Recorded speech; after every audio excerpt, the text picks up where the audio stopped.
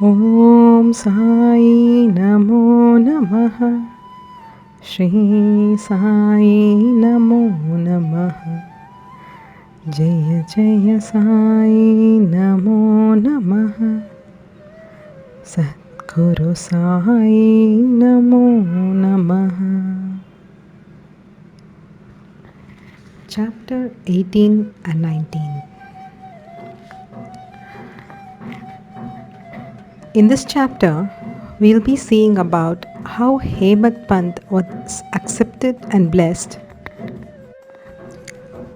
stories of Mr. Sathe and Mrs. Deshmukh, encouraging good thoughts to fruition, variety in Upadesh, teachings regarding slander, and remuneration for labor. In the last two chapters, Hemadpant described how a rich gentleman aspiring for quick Brahmanyan was treated by Baba, and now in these two chapters, he describes how Hemadpant himself was accepted and blessed by Baba, how Baba encouraged good thoughts and fructified them, and his teachings regarding self-improvement, slander, and remuneration for labor. Preliminary.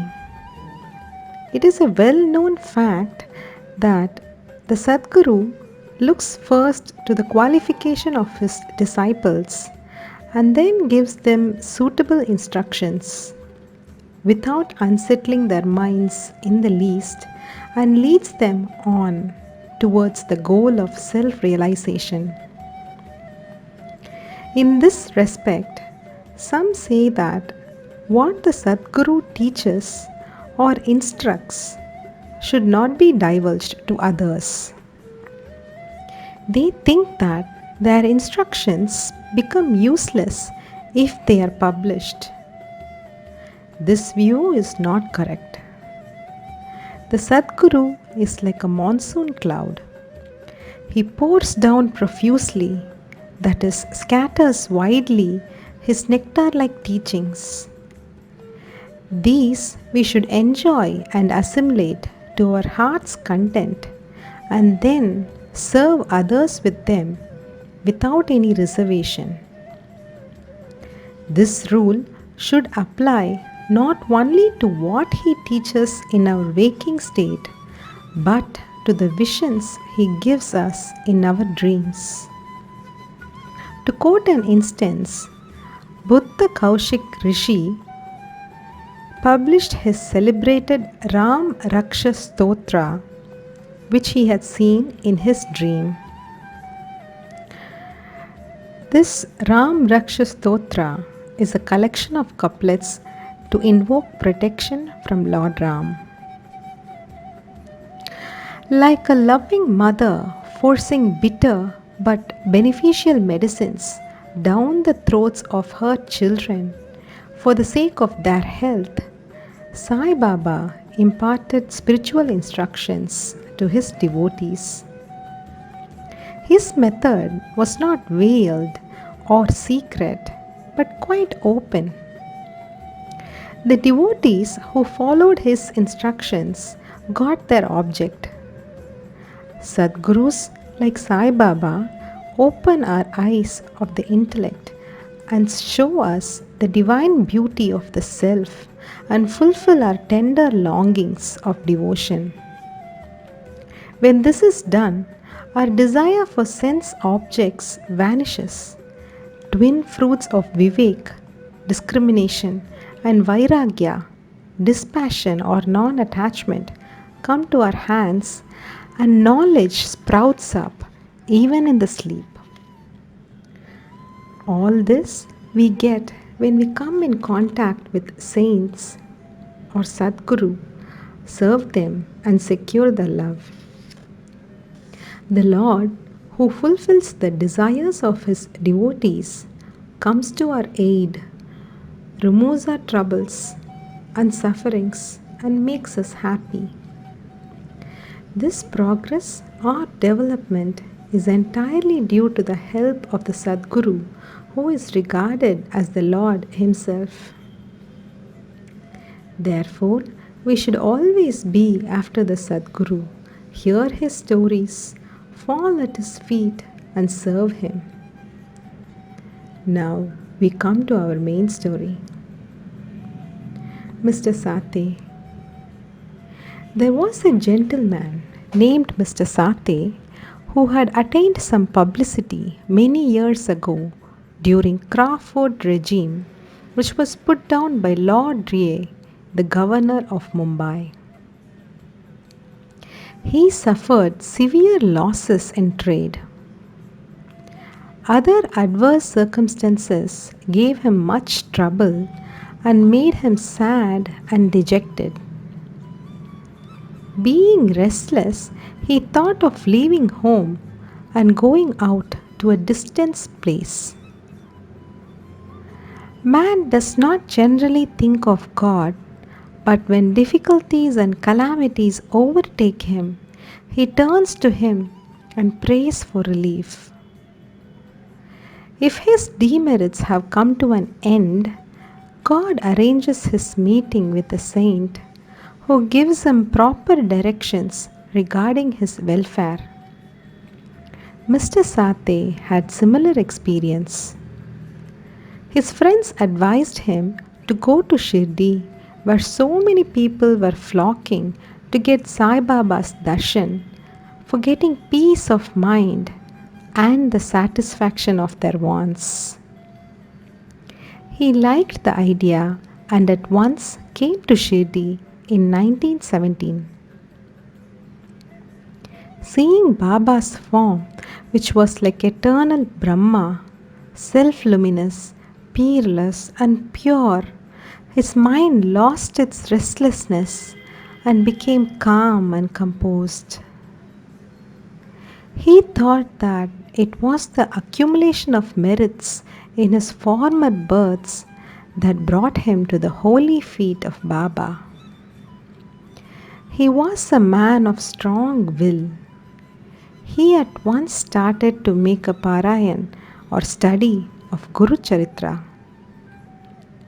When the reading was finished in the Sapta or 7 days, Baba gave him a vision that night. It was to this effect.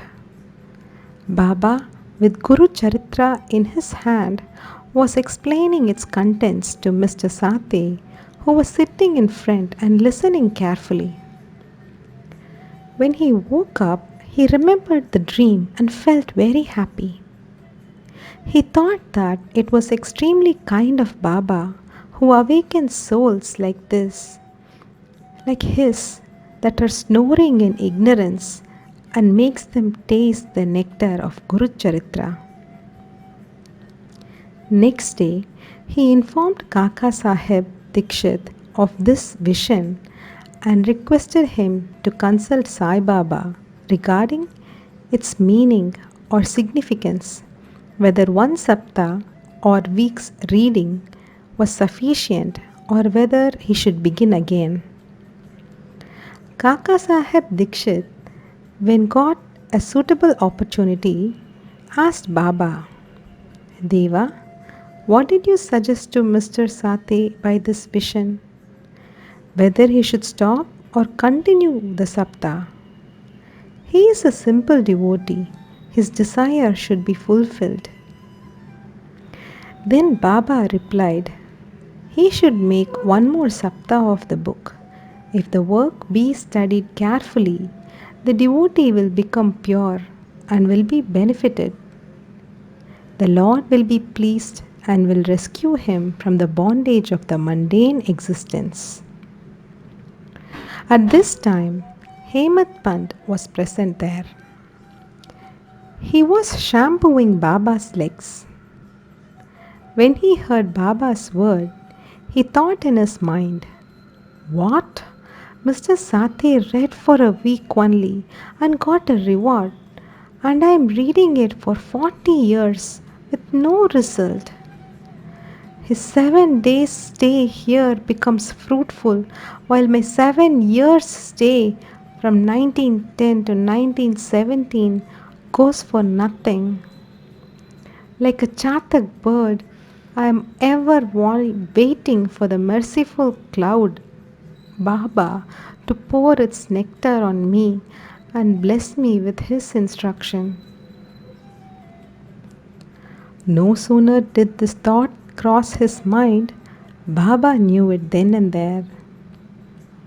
It was the experience of the Bhaktas that Baba understood all their thoughts and that he suppressed the evil thoughts and encouraged the good ones. Reading Hemadpant's mind, Baba at once asked him to get up, go to Shama or Madhavrao Deshpande, get from him rupees 15 as dakshina, sit and chit-chat with him for a while and then return. Mercy dawned in Baba's mind, and so he issued this order. And who could disobey Baba's order? Hemadpant immediately left the masjid and came to Shama's house. He had just bathed and was wearing a dhotar. He came out and asked Hemadpant, "How is it that you are here now? It seems that you have come from the masjid.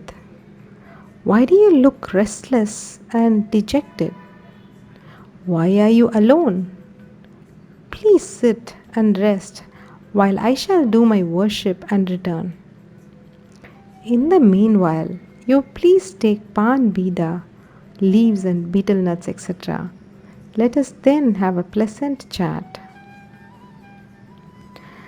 After saying this, he went inside and Hemadpant sat alone in the veranda. He saw in the window a well-known Marathi book named Nath Bhagavat. This is a commentary by the Saint Eknath on the 11th skanda or chapter of the bigger Sanskrit work, the Bhagavat. At the suggestion or recommendation of Sai Baba, Mrs. Bapu Sahib Jog and Kaka Sahib Dikshit read Bhagavad Gita daily with its Marathi commentary named Bhavatta Deepika or Dhyaneshwari, which is a dialogue between Krishna and his friend or devotee Arjuna, and Nath Bhagavat, a dialogue between Krishna and his servant devotee Uddhav, and also Eknath's other big work, that is Bhavarta Ramayan. When devotees came to Baba and asked him certain questions, he sometimes answered them in part and asked them to go and listen to the readings of the above mentioned works, which are the main treatises of Bhagavad Dharma. When the devotees went and listened, they got full and satisfactory replies to their questions. Hemadpant also used to read daily some portions of Nath Bhagavat. That day, he did not complete the daily portion of his reading, but had left it unfinished in order to accompany certain devotees who were going to the masjid. When he took up the book from Shama's window and casually opened it, he found to his surprise that the unfinished portion opened up. He thought that Baba sent him very kindly to Shama's house for enabling him to complete his daily reading. So he went through the unfinished portion and completed it. As soon as this was over, Shama, after doing his worship, came out and the following conversation took place between them. Hemadpant: "I have come with a message from Baba. He has asked me to return with rupees 15 as dakshina from you, also to sit with you for a while and have a pleasant chit-chat and then return to the masjid with you." Shama, with surprise, asked, "I have no money to give." Take my 15 namaskars or prostrations in lieu of rupees as dakshina to Baba. Hemadpant said, "All right, your namaskars are accepted. Now let us have some chit chat. Tell me some stories and leelas of Baba which will destroy our sins." Shama replied, "Then sit here for a while. Wonderful is the sport or leela of this god Baba. You know it already. I am a village rustic while you are an enlightened citizen. You have seen some more leelas since your coming here. How should I describe them before you? Well, take these leaves, betel nut, and chuna, and have the pan bida while I go in, dress myself, and come out." In a few minutes, Shama came out and sat talking with Hemadpant. He said, "The Leela of this god, Baba, is inscrutable. There is no end to his Leelas. Who can see them? He plays or sports with his Leelas, still he is beyond, unaffected by them. What do we rustics know? Why does not Baba himself tell stories? Why does he send learned men like you to fools like me?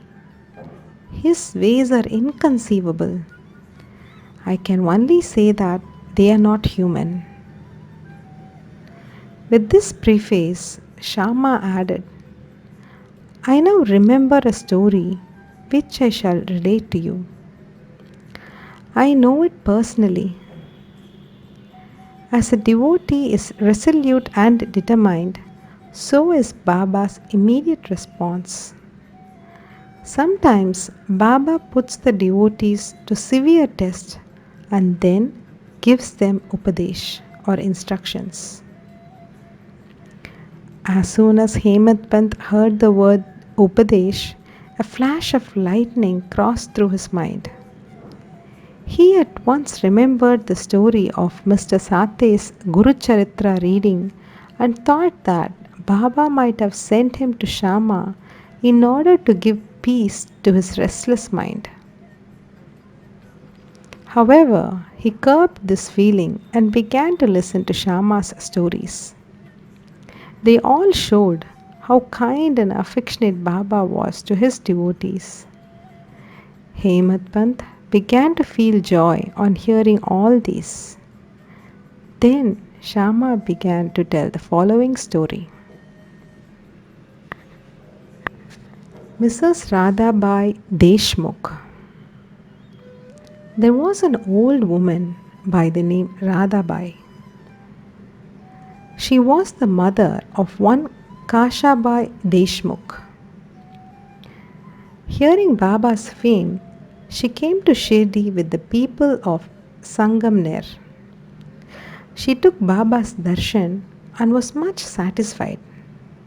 She loved Baba intimately and resolved in her mind that she should accept Baba as her guru and take some upadesh from him.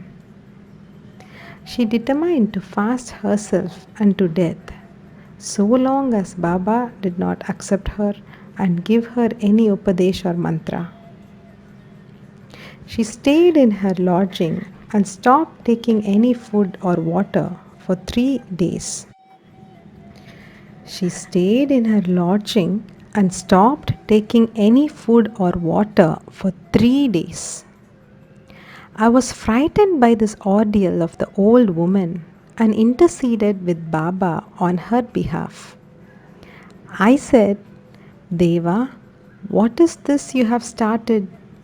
You drag so many persons here. You know that old lady. She is very obstinate and depends on you. She has resolved to fast unto death if you don't accept and instruct her. If anything worse happens, people will blame you and say that Baba did not instruct her, and as a consequence, she met her death. So take some mercy on her, bless her, and instruct her. On seeing her determination, Baba sent for her and made her change her mind by addressing as follows: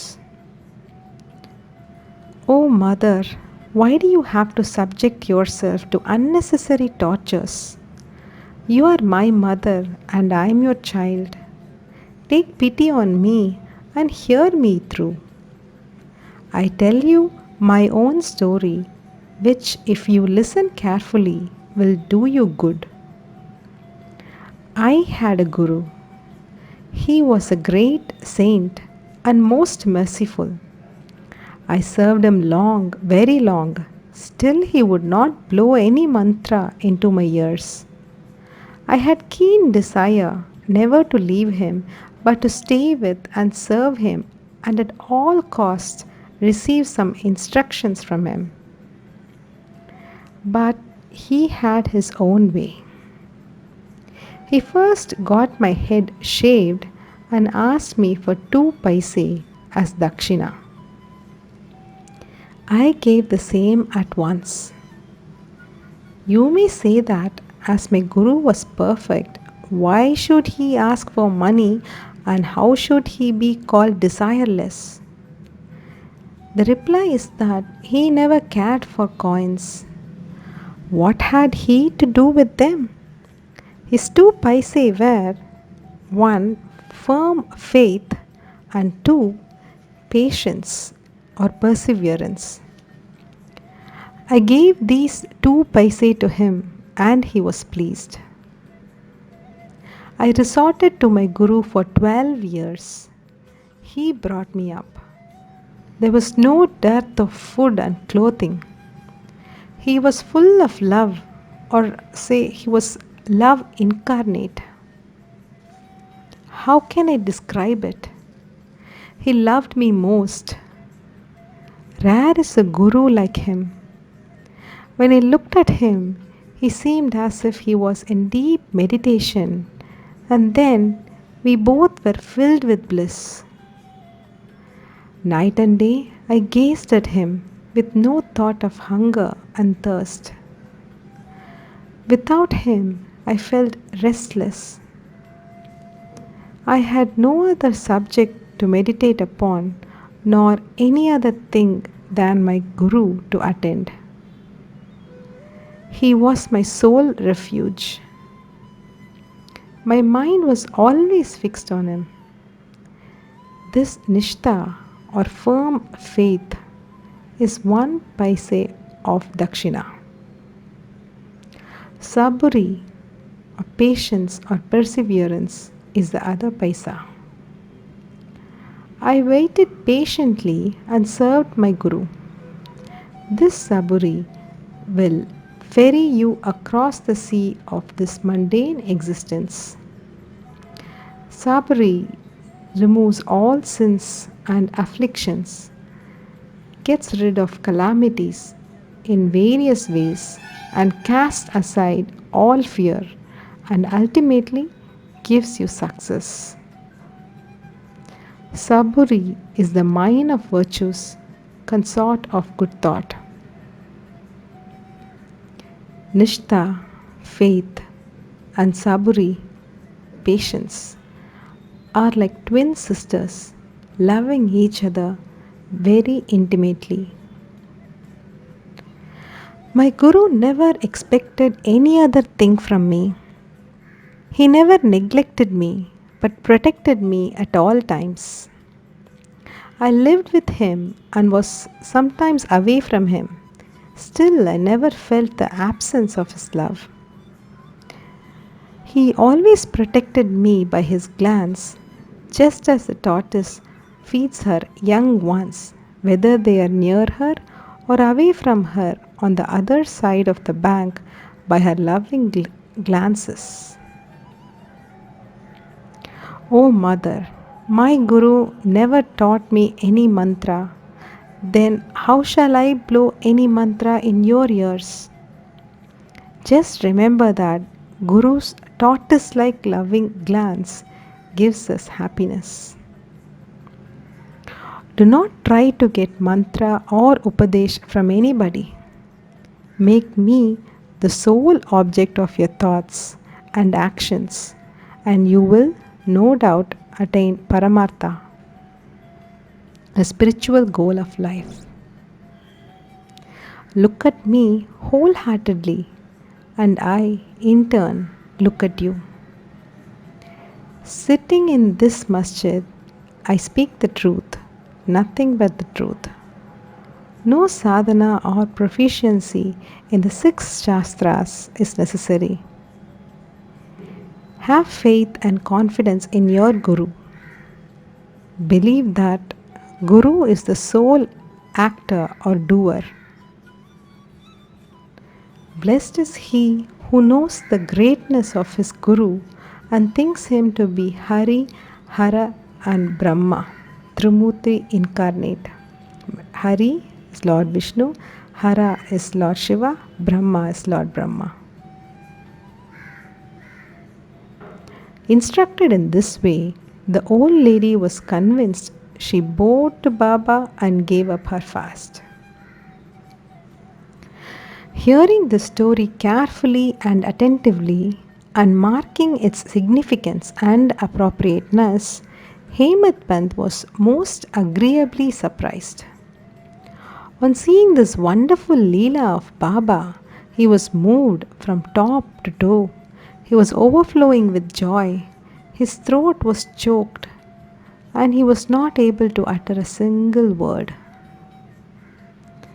Shama, on seeing him in this condition, asked him, "What is the matter with you? Why are you silent? How shall I describe the innumerable Leelas of Baba?" Just at this time, the bell in the masjid began to ring, proclaiming that the noon worship and arati ceremony had begun. Therefore, Shama and Hemadpant hurried to the masjid. Bapu Sahib Jog had just started the worship. Women were up in the masjid and men were standing below in the open courtyard, and they were all singing the arati in chorus to the accompaniment of drums. Shama went up, pulling Hemadpant with him. He sat to the right and Hemadpant in front of Baba. On seeing them, Baba asked Hemadpant to give the dakshina brought from Shama. He replied that Shama gave namaskars in lieu of rupees and that he was there in person. Baba said, "All right, now let me know whether you both had a chit chat, and if so, tell me all that you talked about." Not minding the sounds of the bell, the drum, and the chorus songs, Hemadpant was eager to tell Baba what they had talked about and started to narrate it.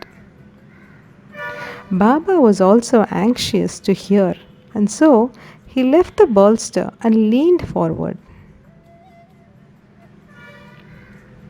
Hemadpant said all that they talked about was very pleasant. Especially the story of the old lady was most wonderful, and that on hearing it, he thought that his Leela was inexplicable, and under the guise of that story, he really blessed him. Baba then said, "Wonderful is the story. How were you blessed? I would like to know everything in detail from you. So tell me all about it." Then Hemadpant related in full the story which he had heard a little while before and which had made a lasting impression on his mind. Hearing this, Baba was much pleased and asked him, "Did the story strike you and did you catch its significance?" He replied, "Yes, Baba, the restlessness of my mind has vanished and I have got true peace and rest and come to know the true path." Then Baba spoke as follows. My method is quite unique. Remember well this one story and it will be very useful. To get the knowledge, realization of the self, dhyan or meditation is necessary. If you practice it continuously, the rittis or subtle thoughts will be pacified. Being quite desireless, you should meditate on God who is in all the creatures, and when the mind is concentrated, the goal will be achieved.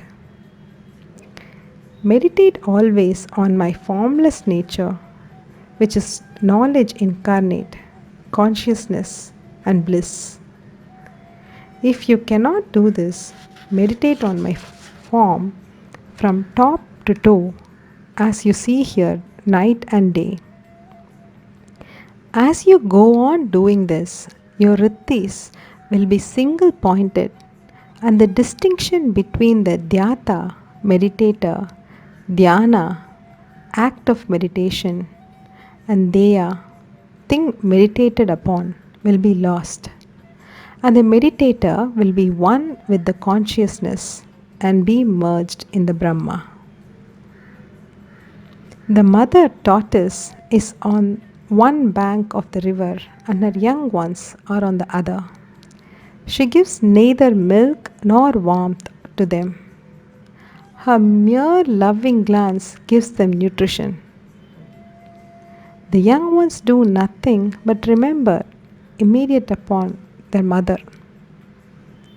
The tortoise glance is to the young ones the only source of sustenance and happiness. Similar is the relation between the Guru and disciples. When Baba uttered these words, the chorus of the Arati songs was over and all cried out loudly in unison, "Victory be to our Sadguru Sai Maharaj, who is pure consciousness, knowledge and bliss." Shri Sachitananda Sadguru Sai Nath Maharaj Ki Jai.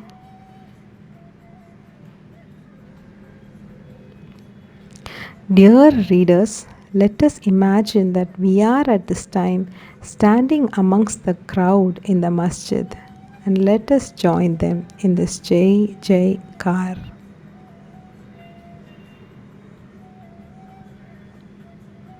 After the Aarti ceremony was over, Prasad was distributed. Bapu Sahib Jog came forward as usual and after saluting Baba, gave into his palm a handful of sugar candy. Baba pushed all this into the hands of Hemadpant and said to him, "If you take the story to heart and remember it well, your state will be sweet as the sugar candy. All your desires will be fulfilled and you will be happy." Hemadpant bowed down to Baba and implored, "Do favor me like this. Bless and protect me always." Baba replied, "Hear the story, meditate on it, and assimilate its spirit. Then you will always remember and meditate on the Lord who will manifest Himself to you." Dear readers, Hemadpant got prasad of sugar candy, and we now get the prasad of sugar candy or nectar of this story. Let us drink it to our heart's content, meditate on it, and assimilate it, and be strong and happy by Baba's grace. Amen. Towards the end of the 19th chapter, Hemadpant had dealt with some other matters which are given below. Baba's advice regarding our behavior. The following words of Baba are of general welfare and invaluable. if they are kept in mind and acted upon, they will always do you good. Unless there is some relationship or connection, nobody goes anywhere. If any men or creatures come to you, do not discourteously drive them away, but receive them well and treat them with due respect. Sri Hari, God, will be certainly pleased if you give water to the thirsty, bread to the hungry, clothes to the naked, and your veranda to strangers for resting. If anybody wants any money from you and you are not inclined to give, do not give, but do not bark at him like a dog. Let anybody speak hundreds of things against you. Do not resent by giving any bitter reply. If you tolerate such things, you will certainly be happy. Let the world go topsy-turvy. You remain where you are. Standing in your own place, look on calmly at the show of all things passing before you. Demolish the wall of difference that separates you from me, and then the road for our meeting will be clear and open. The sense of differentiation as I and thou is the barrier that keeps away the disciple from his master, and unless that is destroyed, the state of union is not possible. Allah Malik, that is, God is the sole proprietor. Nobody else is our protector. His method of work is extraordinary, invaluable, and inscrutable. His will be done, and He will show us the way and satisfy our heart's desires. It is on account of Rinanubandh or former relationship that we have come together. Let us love and serve each other and be happy. He who attains the supreme goal of life is immortal and happy. All others merely exist, that is, live so long as they breathe. Encouraging good thoughts to fruition. It is interesting to note how Sai Baba encouraged good thoughts. You have to surrender yourself completely to Him with love and devotion, and then you will see how He helps you throughout. Some saint has said that when you get a good thought immediately after awakening from sleep, and if you develop the same afterwards during the day, your intellect will be unfolded and your mind will attain calmness. Hemadpant wanted to try this. One Wednesday night, before going to bed, he thought, tomorrow is Thursday, an auspicious day, and the place, which is Shirdi, is so holy. So let me pass the whole day in remembering and celebrating Ram Nam. And then he slept off. Next morning, when he got up, he remembered without any effort the name of Ram and was much pleased. After finishing his morning duties, he went to see Baba with flowers. When he left Dikshit Vada and was passing by Bhuti Vada, which is present Samadhi Mandir, he heard a beautiful song that was being sung nicely by one Aurangabadkar in the masjid before Baba. The song was Guru Kripanjan Payo Meri Bai, etc. by Eknath, in which he says that he got collyrium in the form of his Guru's grace, which opened his vision and made him see Ram in and out in sleep, dream, and waking state, and everywhere. There were so many songs, but why was this song particularly chosen by Aurangabadkar, a devotee of Baba? Is this not a curious coincidence arranged by Baba to amplify the determination of Hemadpant to sing unceasingly Ram Nam during the day? All the saints agree and lay stress upon the efficacy of uttering Ram's name or God's name in fulfilling the ambitions of the Bhaktas and in protecting and saving them from all calamities. Variety in Upadesh, slanderer condemned. Sai Baba required no special place nor any special time for giving instructions. Whenever any occasion demanded, he gave them freely. Once it so happened, a Bhakta of Baba reviled someone behind his back before other people. On leaving aside merits, he dwelt on the faults of his brother and spoke so sarcastically that the hearers were disgusted. Generally, we see that people have a tendency to scandalize others unnecessarily, and this brings on ill feelings. Saints see scandal in another light.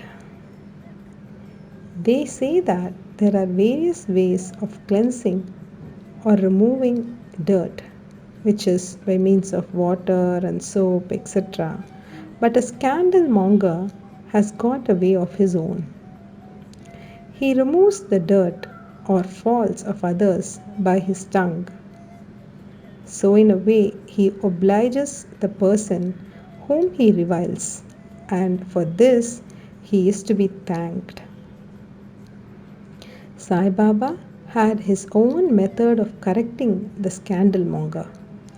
He knew by his omniscience what the slanderer had done, and when he met him at noon near the Lendi, Baba pointed out to him a pig that was eating filth near the fence and said to him, "Behold, how with what relish it is gulping filth. Your conduct is similar. You go on reviling your own brethren to your heart's content. After performing many deeds of merit, you are born as a human, and if you act like this, how can Shirdi help you in any way?" Needless to say that the Bhaktas took the lesson to his heart and went away.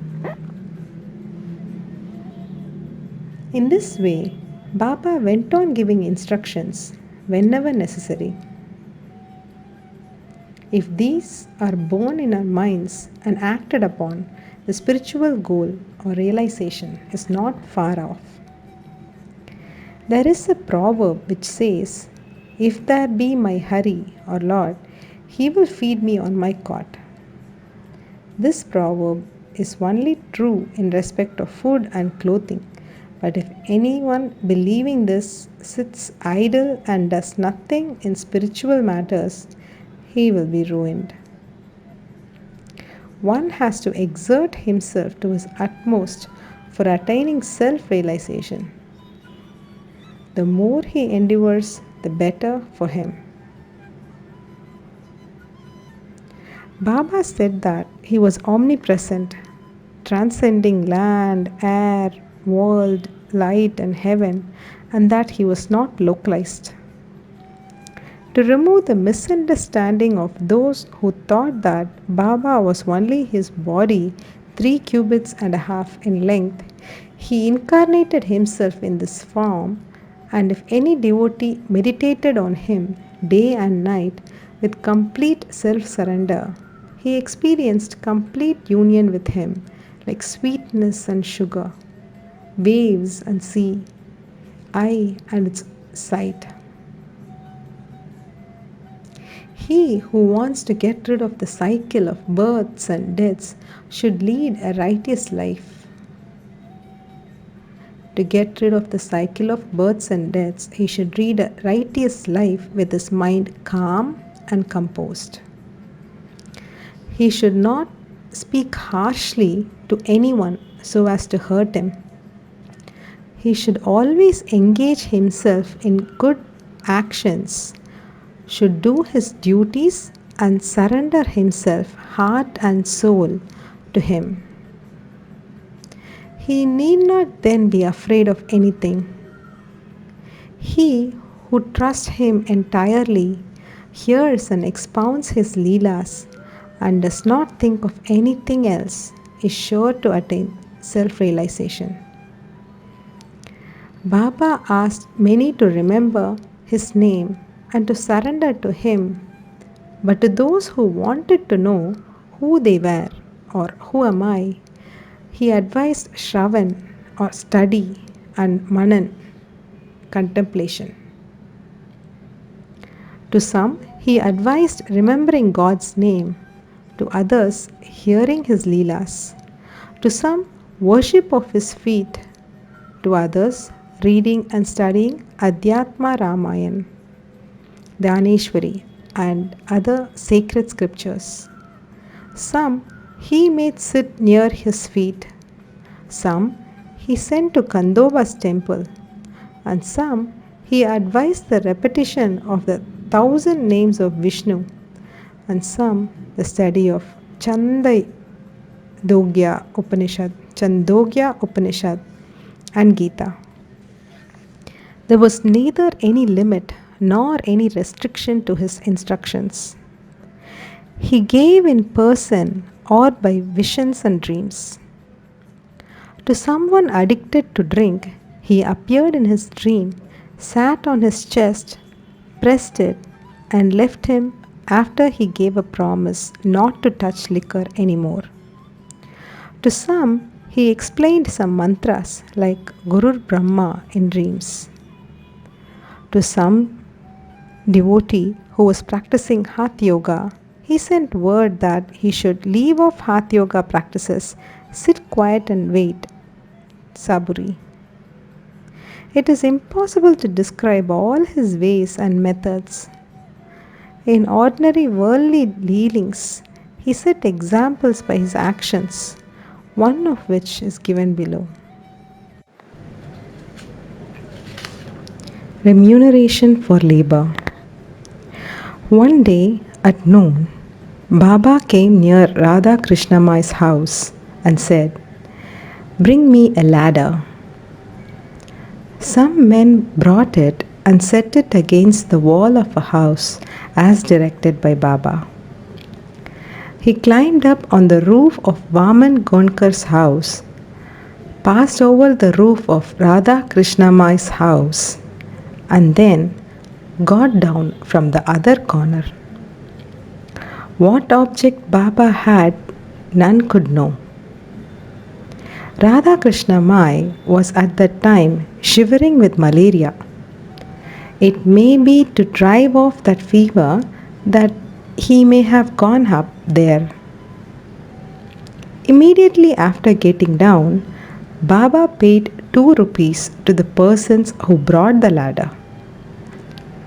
Somebody asked Baba why he paid so much for this. He replied that nobody should take the labor of others in vain. The worker should be paid his dues promptly and liberally.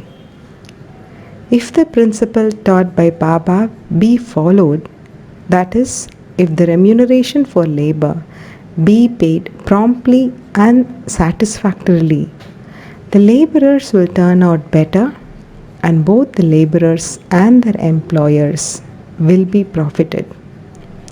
Woe to Shri Sai, peace be to all. Om Shri Sachidananda Sadguru Sai Nath Maharaj Ki Jai.